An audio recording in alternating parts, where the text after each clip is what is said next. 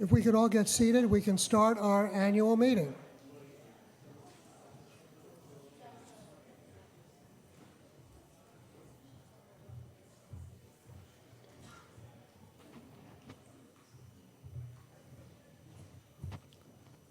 Okay, a little bit later than we planned, but the service was so wonderful, who can object, right?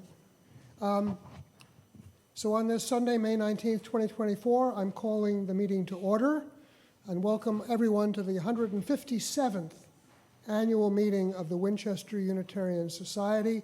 For those who do not know me, I'm Martin Newhouse, and I'm the moderator of the Winchester Unitarian Society, which means I have the honor of facilitating the Society's meetings, including today's annual meeting. And we are meeting in person for the third year in a row since the pandemic lockdown. The meeting is also being live streamed, but unfortunately, because of delays between live streaming and technology problems, people who are watching us will not be able to vote. So you can only vote, those who are here physically can vote. Right now, let's attend to our first order of business, which is to establish this afternoon that we have a quorum. Under our bylaws, we need 20 members of the society in attendance for there to be a quorum. With those who are in attendance and are members, please raise their hands. We obviously have a quorum. Thank you very much. Now, therefore, before we get down to business, I want to ask our Reverend Heather Janulis, as we have every year since she was called to ministry here, to say a few words in blessing, to bless our meeting today, and then we'll have the lighting of the chalice. And of course, I note with sadness that this will be the last time that Reverend Heather will bless our annual meeting, all things being equal, right?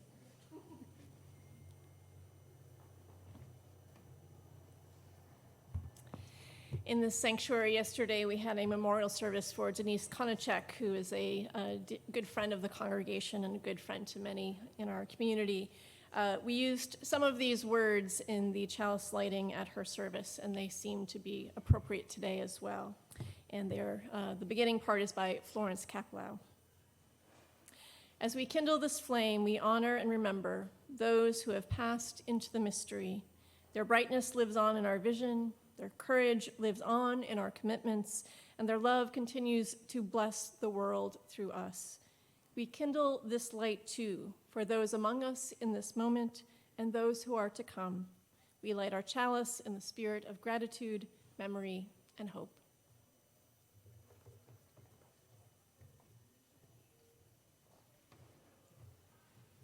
Thank you, Reverend Heather. As I've already mentioned, we're gathered here for the 157th annual meeting, and the purposes of today's meeting is to act on those matters set forth in the warrant issued by our standing committee. Does everyone here have a copy of the warrant? It is in the front part of the annual report. There are other copies. Anybody here not have the warrant? You don't. Can we get some more copies of the annual report? I believe they're in a table right out there. There are no more. No, there are more. I saw more. I did see some more.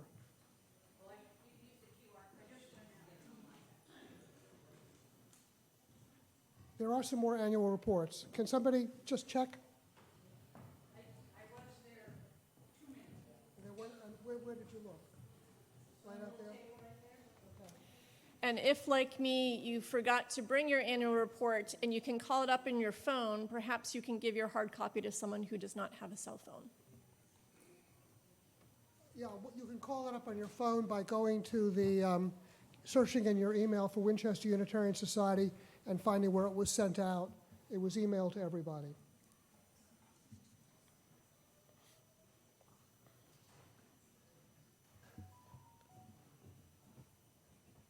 Well, obviously I apologize if there are not enough warrants.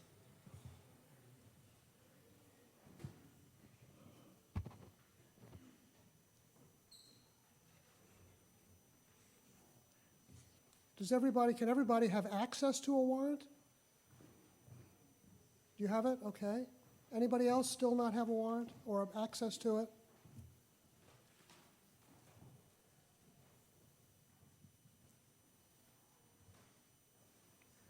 I mean, I have a copy of the annual report here. Anybody want it?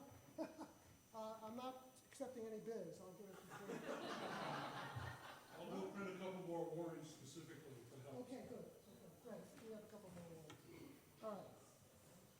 Okay, let's go forward, hopefully everybody will have it. The annual report, of course, is important because it has all the staff reports in it as well. The important thing is I want to make a couple of opening comments, as I usually do, concerning the procedures we'll follow. And I know this is something I've done every year, but I don't expect anybody to remember them from year to year, so that's why I'm going to do them again. First, to the extent there are matters on our agenda, and that is our warrant, right, about which members may disagree, about which, or it may even be controversial, and about which we may have a debate, we should all remember that a hallmark of this congregation and of this process is that our debates should be conducted, and always have been conducted, with civility and fairness, and I encourage that, and that is a hallmark of our congregation. Most importantly, and this I can't stress enough, to the extent there are debates on questions this afternoon, and I have yet to have an annual meeting where there aren't debates, we should strive to always concentrate on the merits of the questions before us and never on anybody's motives, okay? We're all people of good faith and goodwill. We all have seriousness of purpose, and we all have the best interests of the congregation at heart. I want to provide a word also just to remind people about the procedures that we follow in our annual meeting and in all of our meetings. Under our bylaws, our meetings are run according to the parliamentary procedures set forth in Robert's Rules of Order.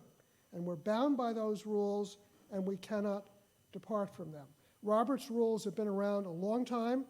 They have been tested, and it is certainly my experience here at Winchester Unitarian Society that these rules have always helped us to maintain not only a civil and reasonable discussion, but have given everybody a chance to have their say. And I know I'm repeating again something I said, but I just love this story. I can't help it.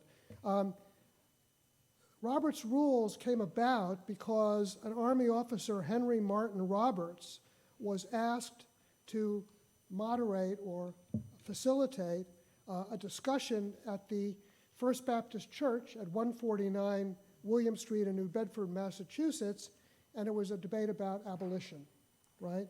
And this was in the early 1849, 1850s, and the debate devolved into utter chaos. And that's when this fellow Roberts decided, I've got to come up with rules. So it's really appropriate that we use them in our church, not because we're going to devolve into chaos, but they originated in a church discussion. So I love that. Under Robert's Rules of Order, and I should also say, just in case you're interested, under the Massachusetts statutes, unless something's in our warrant, we can't discuss it or vote on it today, okay? Just to be aware of that. Except for those questions also where we're just going to ask people to make reports, and then we're going to vote on accepting them. Where we're actually voting on an action, there's an important point of procedure under Robert's Rules of Order. There can be no discussion unless there's a motion on the floor. So, for example, we are going to approve, as we do every year, our budget for next year. Before we can discuss it, I have to get a motion to approve the budget, a second to that motion, and then we can discuss it. So the fact that there's a motion and there's a second does not mean we have approved it, okay? We have a discussion first. But under the Robert's Rules of Order, we have to have a motion first, except again for the first items on our warrant, which are simply reports. I think we have some extra copies of the warrant.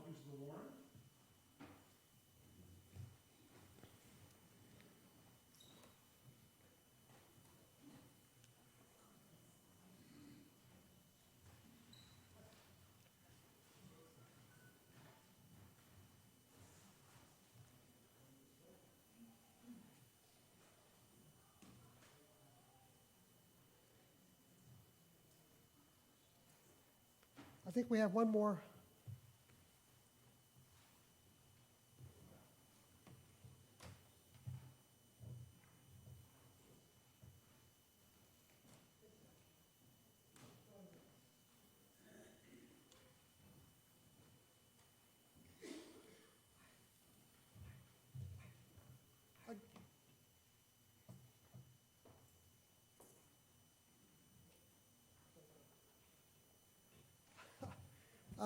Good at reading lips. Okay. Again, we only can discuss things that are on the warrant. This is to protect those who aren't here, right? Because the warrant came out, that's the notice, and people might have wanted to be here if something else was going to be discussed. So it's really a protective measure. Finally, let me just say, under Robert's rules, almost everything we're going to deal with today, in fact, I think everything we're going to deal with today where we have to vote is simply a majority vote, okay? So I have a long thing about what it means to have a 2/3 vote. I'm not going to go into that unless we need a 2/3 vote. Everything else, I believe, is simply decided by a majority. If somebody feels, I will warn you now, if somebody feels that a discussion is going on too long and moves to call the question, which is not really the proper Robert's Rules form, but we all know what it means. It means stop the debate and let's vote. That requires a 2/3 vote. So not only if you ask to call the question, do we have to have a 2/3 vote, but you will then have to listen to me explain what a 2/3 vote constitutes, okay? But if you can put up with that, go for it. That's what I say. There are no limits, time limits on debate, because I want to just say that it's part of the premise of Robert's Rules and of my being moderator that everybody gets to say what they have to say, all right? There are questions, this is out of order, but okay, Patrick? Yes, this is Martin Neighbor. Point of information, and just as somebody who read Robert's rules many times too. So only the issues that are on the warrant are what we're dealing with. You don't understand it.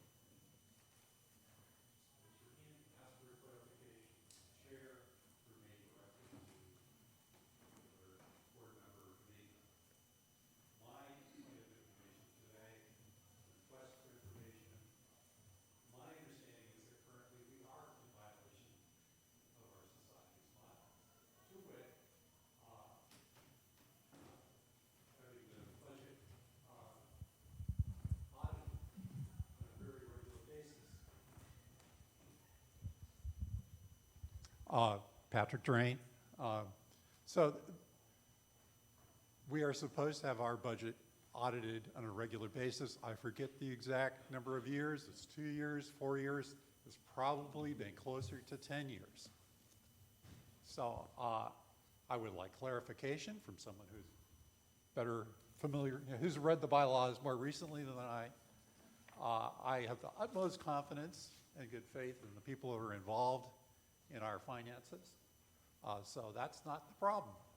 But we are not following our bylaws. And I brought it up at various times. And it's like, yeah, we'll get around to that. But it's there. It's in our bylaws.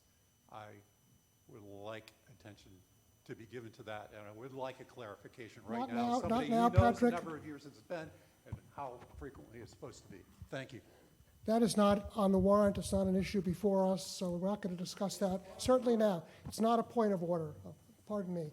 If you have a complaint about that, we can discuss that another time. That's not on the warrant. Okay, can I have a motion on the first article of the warrant? I think Gordy has the motion. I move that the reading of the minutes of the May 21st, 2023 annual meeting be waived and that they be approved as written. Now, everybody who has the annual report has the minutes, and I apologize if somebody doesn't have the minutes. Would somebody second that motion? Second. Okay. All right. Any discussion? Then yes.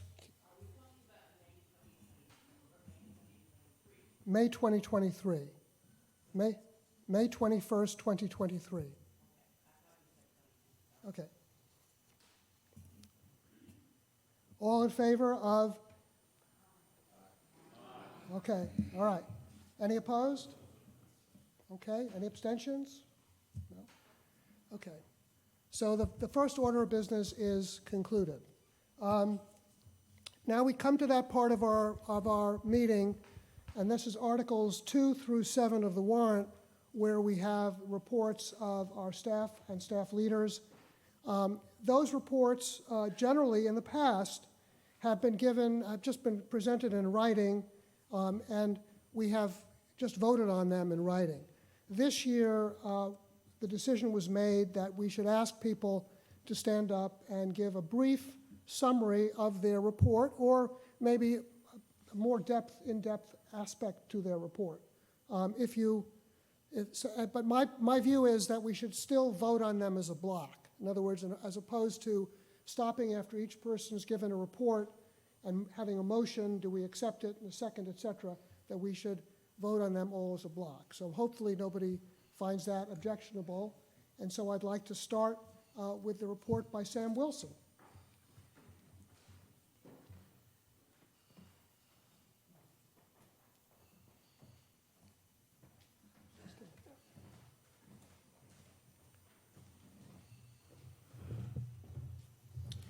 Good afternoon, everybody.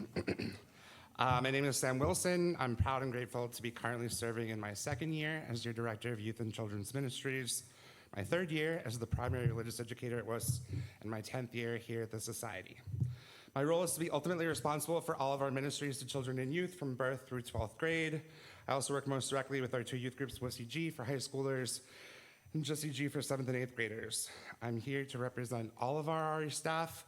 I supervise and work with Brenna Mayer, our fabulous children's religious education coordinator, who teaches the neighboring faiths class herself and also runs all the programming for children through 7th grade. I'm so fortunate to work with someone who's brought such amazing energy and creativity and fun, plus a depth of knowledge about spirituality and religion to our kids' programs. Thank you, Brenna. I'm also fortunate to get to work with Allison Luck, my Assistant Director of Youth Ministries, who helps me with WUS-EG and also has an amazing depth of knowledge about spirituality and religion. She is currently in her second year at Harvard Divinity School. She's currently outside with the WUS-EGers at our youth barbecue. Both are in their second years here at WUS. So what I wanted to say primarily is that 2 years ago, I stood up here and I preached on the first Sunday that we were allowing children back in the sanctuary. And I said that it was a new day for religious education at Winchester Unitarian Society. She hadn't signed the paperwork yet, so I couldn't say her name, but we had just hired Brenna. I was super excited. And I told you all that a friend of mine was coming to WUS, and I also shared one of my favorite emergent strategies from author and activist Adrienne Marie Brown. What you pay attention to grows. Winchester Unitarian Society has a long history of being proud of their youth ministries, but I told you all that morning that I want us to begin to get in the habit of expanding our attention to all of our religious education, which still includes our youth, but also includes our children and every single person in this room. For as RA pioneer Maria Harris says, the congregation is the curriculum. Everything we all do here together is faith formation. So today I want to say thank you. Thank you for paying attention. When I first took over as interim director of religious education 3 years ago and the kids still weren't meeting in the building, we had 5 kids coming regularly. When Brenna took over children's programming a year later, we had 10 or 11, and I'm thrilled to share that next year we're expecting 34 children to be enrolled in RE here. Thank you. You also may have noticed that of our 13 new members from this morning's ceremony, 2 are youth themselves, and 9 of the remaining 11 have children in our nursery, RE classes, and our youth groups. So I hope you all join us here on June 2nd for Celebration Sunday, where we will celebrate all of the wonderful folks who helped make our children and youth ministries happen this year. We'll also be unveiling what I think is an exciting and creative new way to give everyone in the congregation ways to support and otherwise be a part of our exciting, expanding religious education programs, and thus helping to fulfill our vision of transformative children's ministries, youth ministries, and multi-generational ministries. So thank you for paying attention, and thank you for entrusting me with this role. I'm so grateful to be here and to continue to be a part of this wonderful youth and child-loving congregation.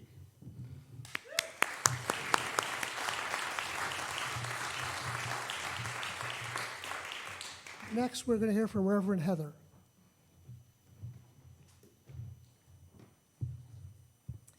Thank you. And my report is a shortened and modified version of what's printed. So if you like what I say, you get to read it later. Just a process thing. One thought is if people do have questions or whatnot in the meeting, I would encourage you to raise your hand. One, so that people in the room can hear you, but I imagine folks at home can't hear you at all unless you have the microphone. So let's have that practice as be part of our time together. This past year has been a tremendous time of new energy and growth. Some who drifted from the congregation during the pandemic returned, and we attracted a number of new community members Of special note has been the arrival and inclusion of a number of young families, yielding growth in both numbers and spirit in our religious education program.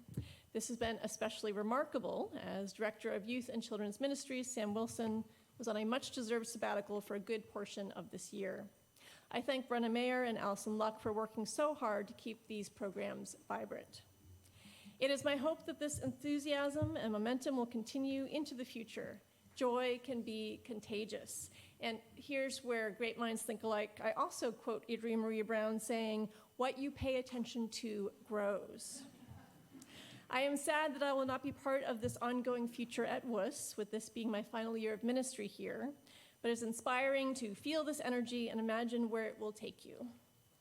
If WUS is in a period of growth, such forward movement will likely aid in rebounding from recent financial shortfalls, again allowing the congregation to function with a balanced budget. We have also grown in ministerial leadership. At the end of last program year, we officially welcomed the Reverend Cynthia Davidson to WUS as an affiliated community minister.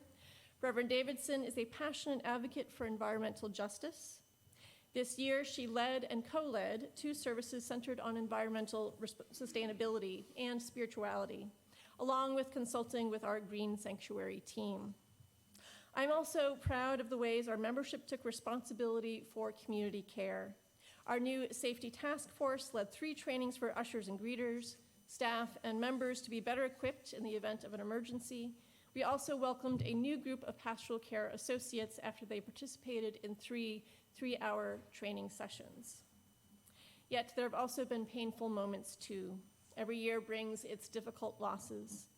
We held memorial services for Ian Denhart, son of Patty Shepard, who grew up in the congregation, and Don Seymour, a former member who, when active, was a beloved and engaged leader. We also mourn the death of longtime member of the Pastoral Care Associates, the Standing Committee, and Choir, Dennis Brett, and as shared just this morning, the passing of longtime member Marty Kennedy.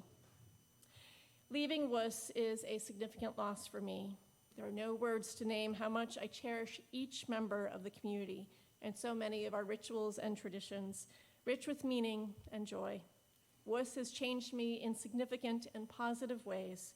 I hope the legacy of my ministry is primarily one of commitment, care, and community health. Before my ministry concludes, we will have opportunities to reflect on our shared ministry, the moments of courage, the challenges, the failures, and the celebrations.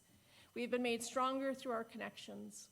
I hope that we will take advantage of these opportunities and tell the full and complex story of these past 9 years together. Thank you, beloved congregation, for such a good year and good ministry together. While I may depart soon in person, my love and encouragement will forever remain.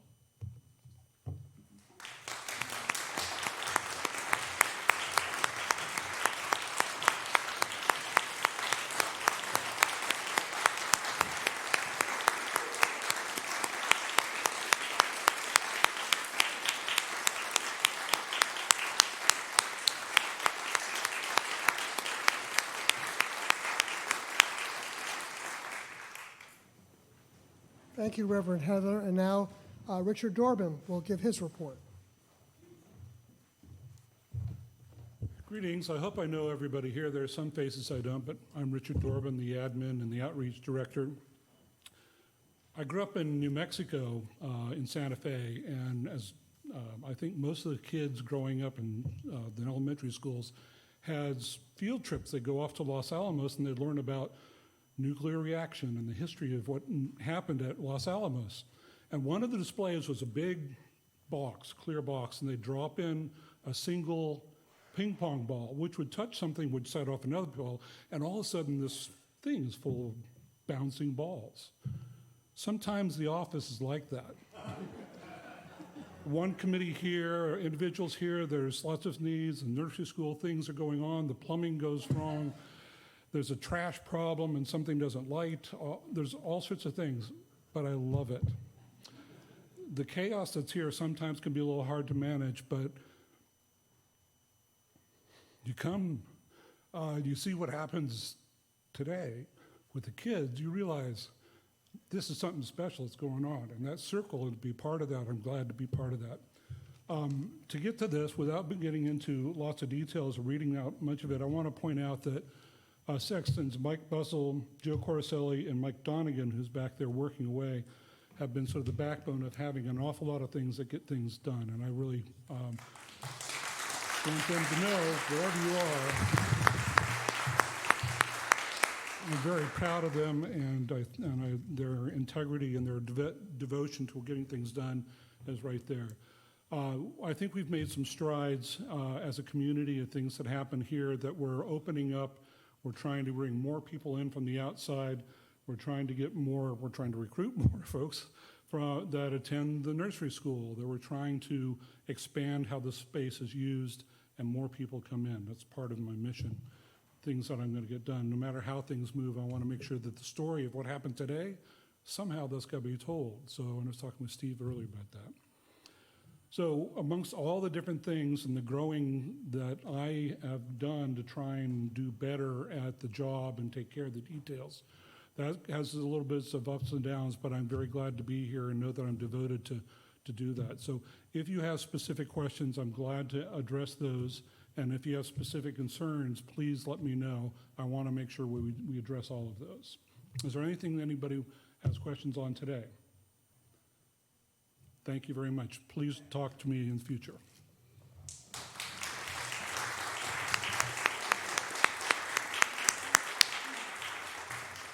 Thank you, Richard. Now we hear from our music director, John Kramer.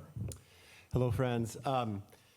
So a lot of what we do in the music is, I think, actually fairly transparent. You can read the report and see a little chart of number anthem song and hymns and some fun facts. We don't always see all the preparation that goes behind it. Those in the choir, of course, are privy to that, but I think behind every piece of music that's performed and articulated here, there is that aspect. But what I mostly wanted to just touch on today is the relationships between music making and the congregation, which has sustained me over the last 18 years, because as a musician and artist, I have, an idea, a vision of what I want, and what we can bring here as music in a spiritual community together. And this music amplified through the adult choir, amplified through the youth choir and the children's chorale, is amplified by the congregation and sort of the permission giving. I remember when I started here, I was like, can I play this? And you'd say, yes, play that. And can I play this? And you'd say, yes, play that. And it's been a really wonderful relationship with you, creating music together, both at the piano and at the organ, and in leading the choirs, and in leading the hymns, and in supporting you when we've sung solos together, and in all other kind of musical ventures. So I'm just truly grateful for this community, for those relationships that we have together in making music, and the strength that they are across the generations. So that's just a little thought about, everything we do is relational, and that is also true in the music. So thank you for that.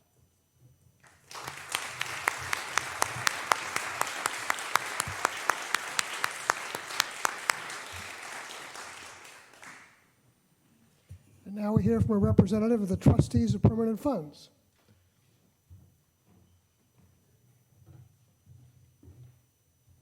Hi everyone, I'm Matthew McPhee and I'm happy to present on behalf of the trustees. I don't have many points to highlight. It's mostly already contained in the report, but I would point out that over the last 13 years, the trustee funds have put together a 9% overall annualized return over that 13-year period. Over the last year, the funds have put together just over 17% return for the year, which is slightly ahead of its own most relevant benchmark, so we're pleased about that. I also want to put in a brief thank you to both Larry Banks and Walter Swap for their additional contribution to restricted funds through the year, and also for an anonymous donation received for the unrestricted funds. And finally, I want to also put in a special word of thanks to Shepherd Financial Partners, who year in, year out really give us on a free basis their wise counsel and administrative service to this program. So that's about it. Unless there are any questions, yes.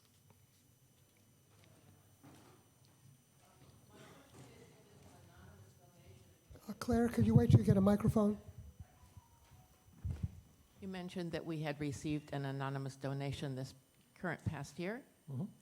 Can you tell us how much, the amount, Sure. even if you're not telling us the name? No, that's a good question, and it's contained in the $250, that's correct. Oh, okay.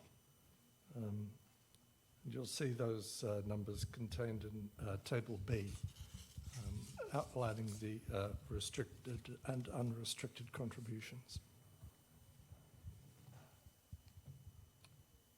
I'm happy to go through it with you afterwards. Any other questions? Thank you very much.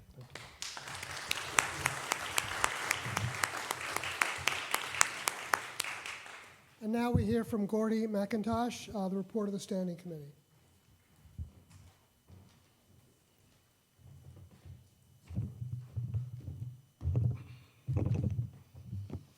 As we saw today, we are a growing and thriving community in so many ways. Thank you for being here this afternoon. I'd like to express my gratitude to our amazing staff and their ministries, to our community, ministries of music, religious education, pastoral care, social and environmental justice, youth programs, administration, hospitality, and building maintenance. I appreciate those staff members coming up and giving an oral report today. It was kind of my idea. It's something I missed from the old days. If anybody was here in the old days with me, I think it's really good to hear from them and recognize them for what they do. So thank you. I'd also like to recognize and thank the Standing Committee for all their energy and support. The chair, Martin Newhouse, treasurer Brad Steele, clerk Liz Lintz, and members Vicky Coccoluto, Chuck Kewen, Fritzy Nace, Stephen Parapellic, Claire McNeil, Marcy Thompson, and in memory, Dennis Brett. And we'll miss him terribly. He completed 1 year of his 3-year term. I'd also like to give special thanks to our ex officio Standing Committee member, Reverend Heather, who has guided us, advised us and supported us, encouraged us, and sometimes even pushed us to do better. Heather began her ministry with us in 2015, and one of her first things she did was to help us recognize who we were and where we came from by celebrating our 150th anniversary. We've had 17 settled ministers in our almost 160-year history, and next year we will begin our search for number 18. Over the next 2 years, we will be in transition with our interim minister. Transitional work is, by its nature, time limited because it helps move a congregation from one place to another. The job of an interim minister is to help a congregation during the transitional period and to help them imagine what is next. They serve as a stabilizing force during a period of change and work to discover what is working and perhaps not working within the church system. Unlike some other religious faiths, we select our own ministerial leadership. In the spring of 2025, we will select a settled minister search committee who will work for a year to bring us a candidate for settled minister in the spring of 2026. At that time, there is a week-long interview / get to know each other, and at the end of that time, we will vote on whether we call this minister, so that you have kind of an idea of what's coming up for the next couple of years. I'd also like to announce that our summer minister will be Marianne de Blasi, who is one of our former interns here. She will be doing our pastoral care, and she'll be participating in some of the summer services. So you can, if you have any pastoral care needs this summer, you can contact the Pastoral Care Associates or Marianne directly, and we'll reach out to help you. So thank you very much.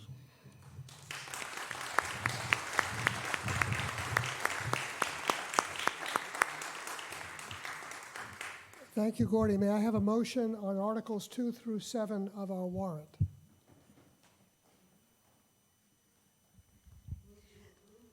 Yes, I move that the reports of the Reverend Heather Janulis, the church administrator Richard Dorbin, the director of Youth and Children's Ministries Sam Wilson, the music director John Kramer, the trustees of permanent funds, and the standing committee be received with thanks as submitted. Do I have a second?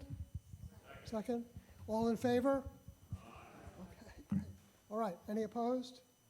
Any abstentions? Okay, passes unanimously. Great.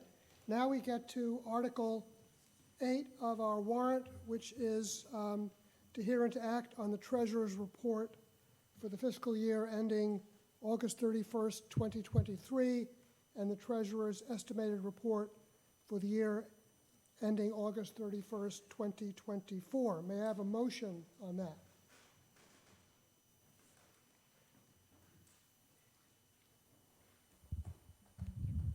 I move that Treasurer's Report for the fiscal year ending August 31st, 2023, and the Treasurer's Estimated Report for the fiscal year ending August 31st, 2024 be approved. Do I have a second? Second. Okay, seconded. Now time for discussion, and I would ask the treasurer, Brad Steele, to please come up and join us to perhaps give background or to answer any questions you might have about the warrant article and the treasurer's report.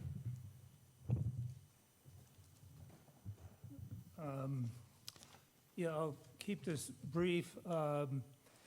As the report indicates, for the most recently completed year, which was our fiscal year 2023 that ended this past August 31st, we ended up with an operational deficit of about $37,000, which was about $7,000 less than our forecasted deficit of around $44,000. For this current year, which we're now about 70% of the way through, we're tracking very close to plan. Places where we've done a little better than plan or budget were on pledge commitments. They came in about $9,000 higher than we had forecasted. And I will take a stop for 1 second here to express my gratitude and appreciation for the pledge committee that I worked with the past 3 years. John Healy, who's here, Liz Scott did a fantastic job. Liz Lentz joined them this year. We've had record campaigns, even adjusted for inflation, despite lower membership, and they really approached it with dedication and a very sort of organized and disciplined approach to running those campaigns, which really are important.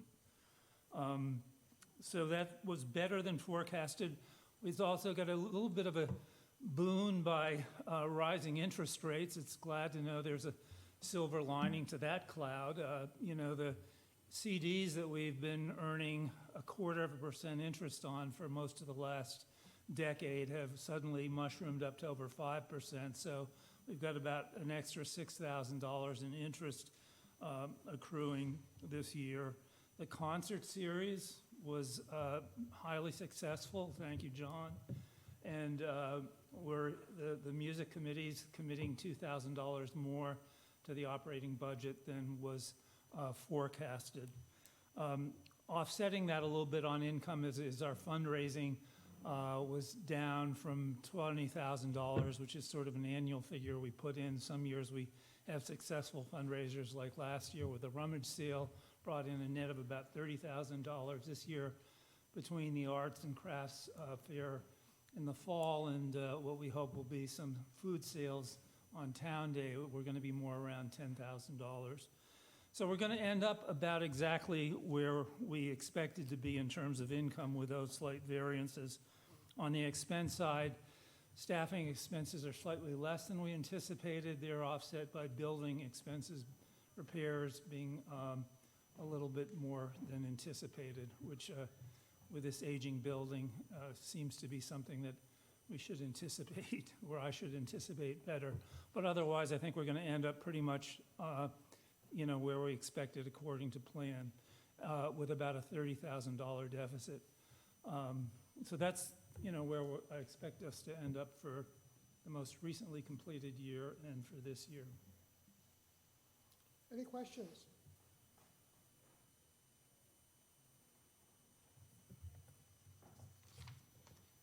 If there are no questions, then no discussion, then we call for a vote.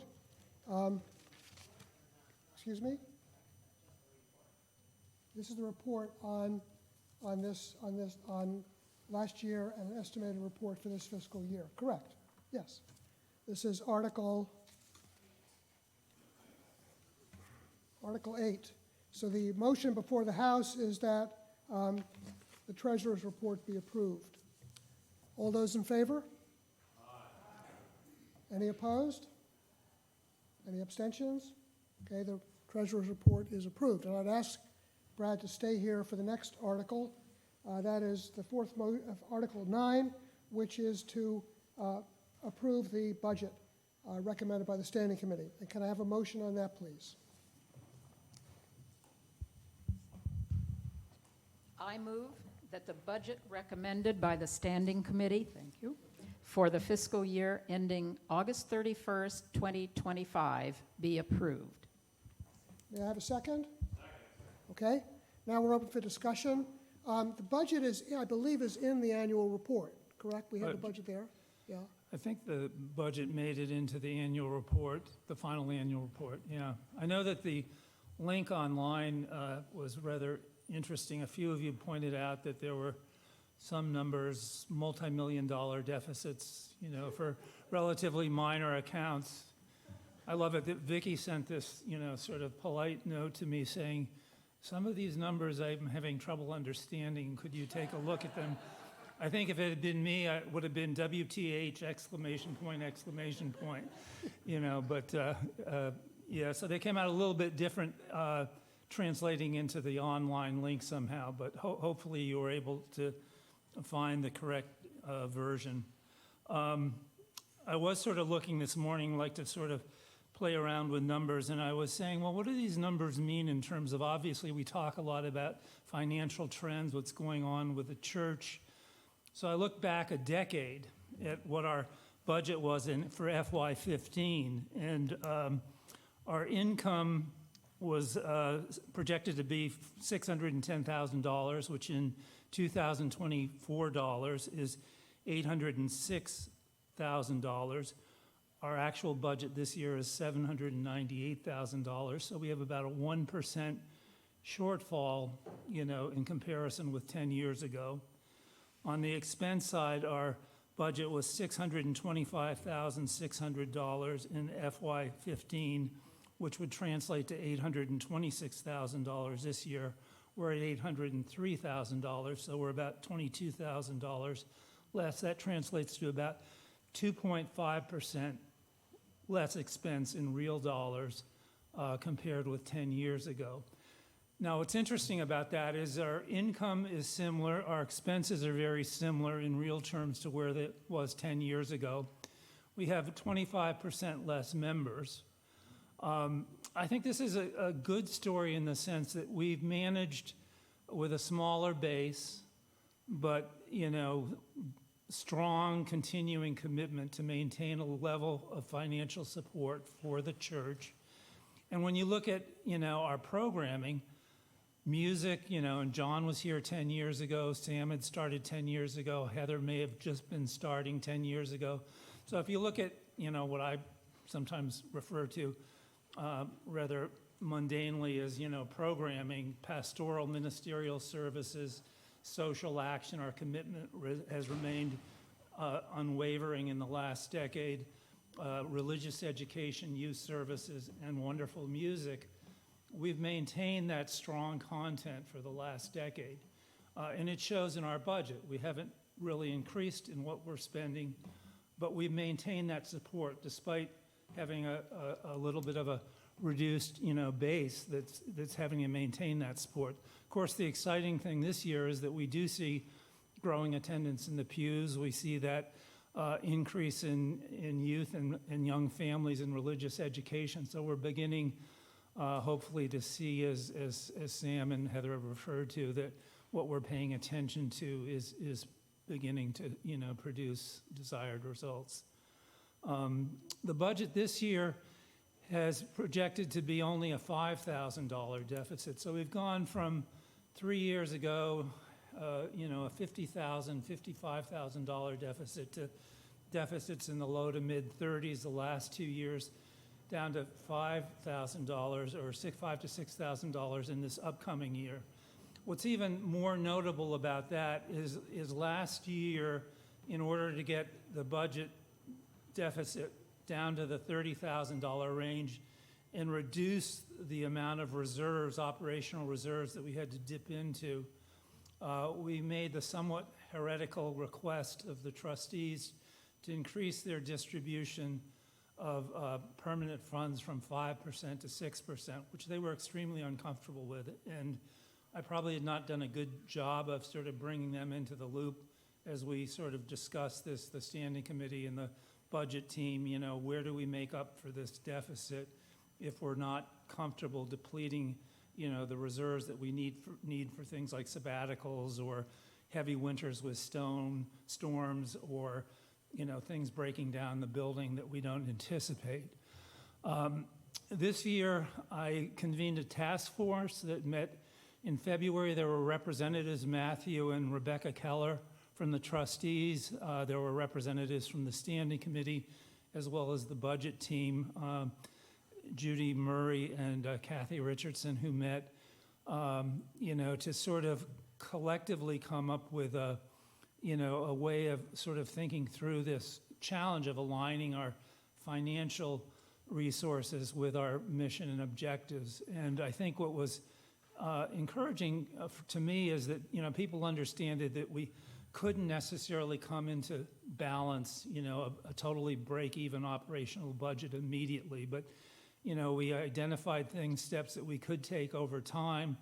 One of the concrete suggestions we followed up on this year was to use matching grants to boost pledges. As a result of that, we had a record pledge. We had $431,000 in pledges.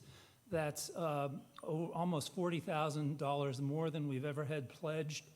20,000 of that came from new families. So that was, very successful. As a result of that, we've shifted our income balance from 57% contributions to 60% contributions. We've reduced our reliance on investments from 30% to 27%. And Woody Wood isn't even here to hear this story. Hardly seems worthwhile, since he was doing it. I would also, finally, I express my gratitude to John and Liz. And Liz, as always, Judy Murray and Kathy Richardson have been an invaluable resource for me. This job would be much more difficult, much less fun without, having them continually available. And they're a lot of fun to work with, and they're very sharp on top of that. And I do want to thank everybody that was involved on the task force as well. And we'll entertain any questions anybody has about the budget.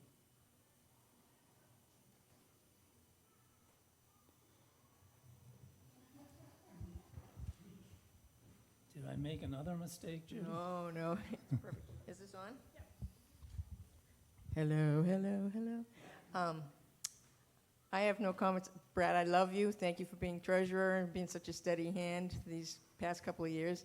But I also wanted to give some credit to another staff member, Jenny Go, who's behind that computer, putting in all those numbers, and she's been incredible as a staff member from my point of view, and I'm sure yours too, Brad. Thanks. And thanks to Judy for stepping in. Yeah. John? Thank you very much, Dirk Stryker. I've already congratulated you on what I thought was really, and I assume this was from the task force, really was an excellent report that was given on the budgeting process and how it came out.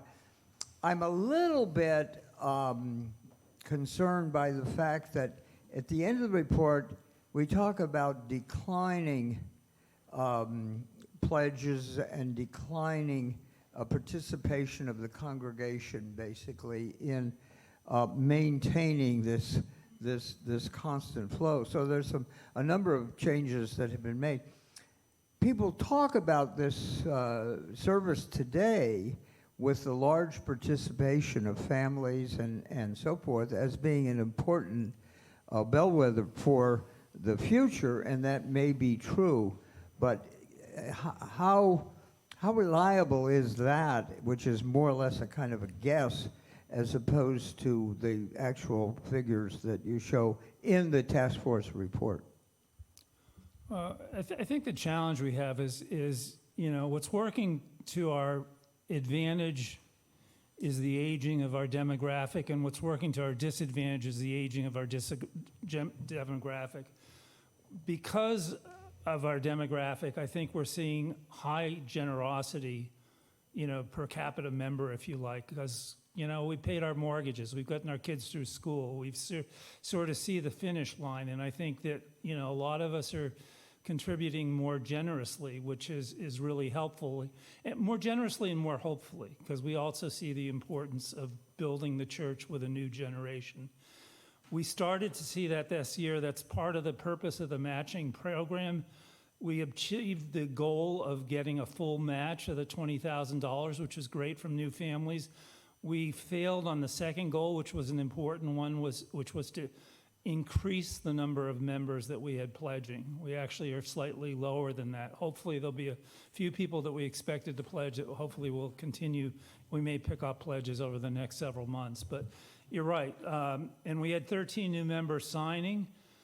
We need that kind of growth on a regular basis. This is something that's not unique to our church. I don't know if we can find a solution that has eluded a lot of other churches, but at least, we have a vibrancy that, we're at a baseline that many churches are not at right now, but we still have a long way to go, in terms of building up the next generation of support.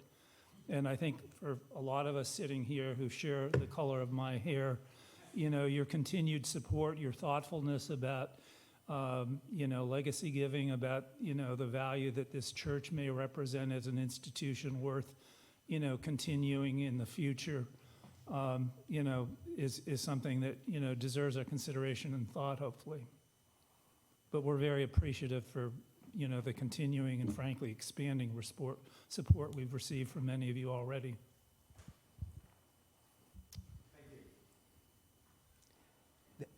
John Lowy.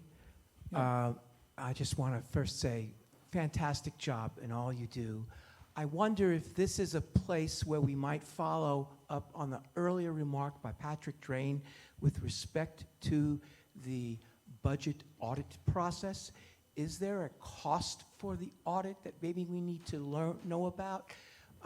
If it's appropriate to ask that question at this point. I don't want to I'll defer to the moderator. I I'm just happy want to- to see that there's a follow-up. Yes, of that the remark. problem before was that it was out of order, not in a context. This is okay to ask the question now. I'm not familiar with the bylaws exactly on this point, but yeah, it's true that on some kind of frequency, which I'm sure we aren't meeting currently, there's the assumption that will be audited. I know what was done sort of previous to my tenure was there was talk about sort of a reciprocating audit where to save on the costs. I would think for an organization of our size, I mean, it's been a while since I was out of the nonprofit world, but you're probably looking at something along the lines of, $15,000 to $20,000 to do an audit.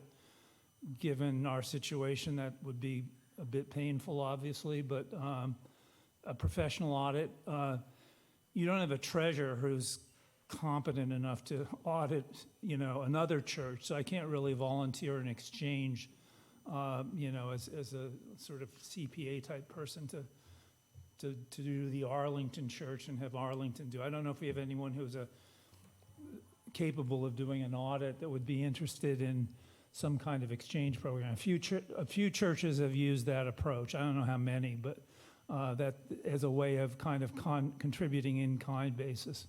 Other than that, as I say, we could certainly get quotes for an audit and, talk about whether we felt that, it was important for us to do it, even if it would be financially burdensome. Yes, Heather? I just wanted to circle back. No one in this room, to the best of my knowledge, remembers the last time we had an audit, but this is my 9th year, and we had one since I've been here. And Barbara, do you remember the year? 2016. So we are out of compliance, but it has been less than 10 years, and it did cost something. We had to make sure that first year Heather was here, things didn't go awry. Judy? Just kidding. Heather, thank you for remembering that, because I didn't. One of the things we did, and it was probably that same year, was we changed the bylaws so that it no longer said audit, because audit is this very specific, prescribed, James is saying public accounting term. We changed it to say financial review, which is different. Actually, if I may just correct, the bylaw that I have says an independent evaluation or audit. Okay. So the point was that we didn't necessarily have to do the full-blown audit, that we could do a review or an inspection. An independent evaluation or an audit. Okay. And when this was all coming out, we also, this was years ago, so forgive my rambling, is if you will look on your balance sheet, there are certain capital reserve accounts, one of which is called the projects account, I think it is, and that had money dumped into it each year in order to have the money ready to pay for this financial review. And I believe there's still a positive balance in there. I was busy trying to find it. $11,000. So, hey, we could do a review. At the biggest factor is a motivation. So if somebody knows who to hire and or would like to volunteer to do a reciprocal type review like Brad was talking about, then I'm sure the standing committee would be all ears. Hope that helps. Let me just say to clarify, it's Section 5, Article 5, Section 5 of the bylaws. Patrick?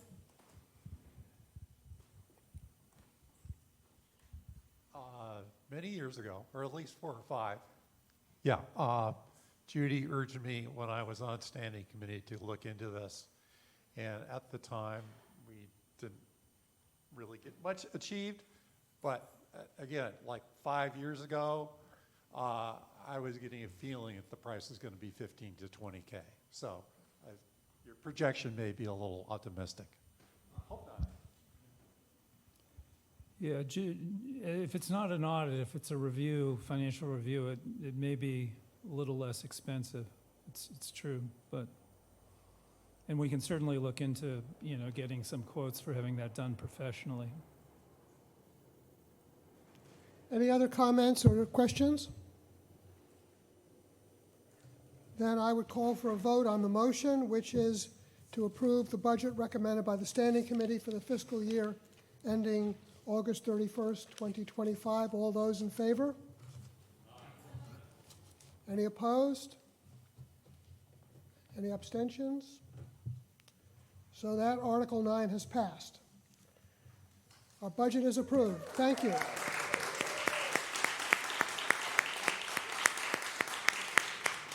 And let's hope we keep moving forward. I mean, reducing deficits. We now come to Article 10, which, having said all this about the budget, we now have to authorize the church to spend the money and raise the money and all that. So do I have a motion for Article 10? And I think it's Judy Murray who's going to read our longest motion of the day. Okay, buckle up. I move that the congregation authorize to be raised and appropriated from the income and receipts of the society, including the Sunday collections and funds obtained by general solicitation or otherwise, such amounts as may be necessary or appropriate to meet the expenses, debts, or other charges of the society during the fiscal year ending August 31st, 2025, and that the treasurer be and is hereby authorized, subject to the approval of the Standing Committee, to borrow from time to time for a period not to exceed 1 year, such amounts as may be necessary and appropriate to meet the expenses, debts, and other charges of the society during the fiscal year for which provision has not otherwise been made. Do we have a second? Any discussion?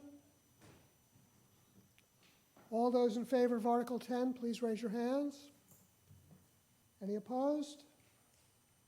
Any abstentions? Article 10 passes. We can get the money we need. Okay. And now we come to Article 11, which is to hear and act on the report of the Nominating and Leadership Development Committee. May I have a motion on that? That's Joe who's going to make that motion. Okay, Article 11. I move that the nominations be closed and that the clerk be instructed to cast one vote in favor of the slate presented by the Nominating and Leadership Development Committee. May I have a second? Second. Does anyone for the Nominating Committee wish to say anything about this, or any questions? Or Marilyn, would you like to? I just want to say one thing. Thank you all for volunteering and being on our many committees. And this is the first year in a long time that it is complete. There is not one vacancy.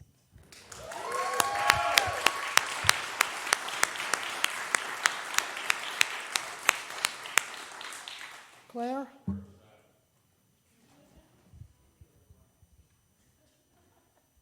I want to thank the Nomination and Leadership Committee for their very important work and make an urgent request that we get this report out at least a week before the annual meeting separately so that we can, in all honesty, vote on a slate that we know who they are when we come here. I think whether we know or not, we're all voting honestly, Claire, right? But hopefully, most people have the report and see who's on the slate. But I think Claire's request is reasonable. But unfortunately, it's not always possible. So, all those in favor? Any opposed? Okay. Looks like any abstentions? No. Looks like we have a new slate of people working on different committees, which is just great. And I want to thank the Nominating Committee and Marilyn Mullane, too, personally, for all the hard work. Because we all know, those of us who've done this work know how wonderful it is to have a full slate and to have so many people step up to the plate. Thank you very much.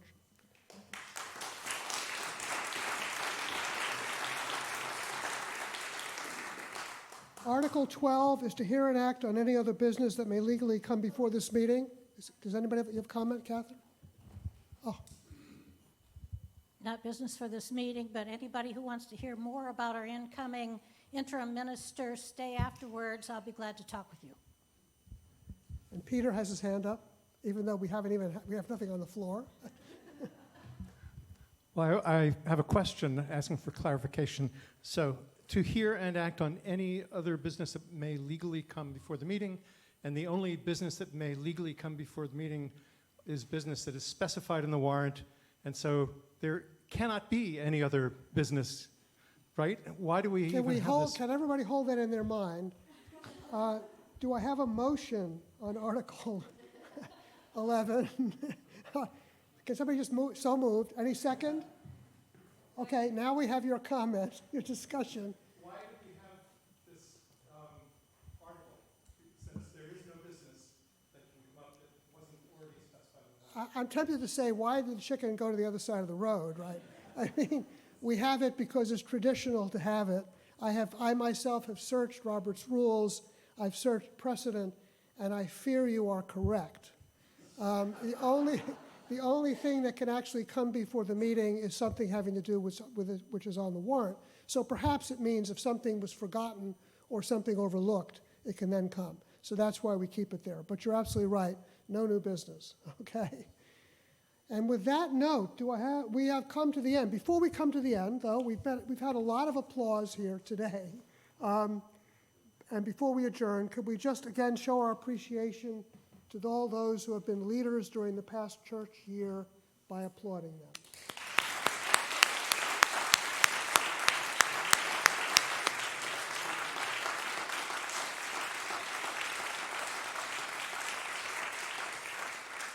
Thank you all. Now, the most important motion, do I have a motion to adjourn? Oh, my God, everybody wants to make that motion. And do I have a second? All in favor? We are adjourned.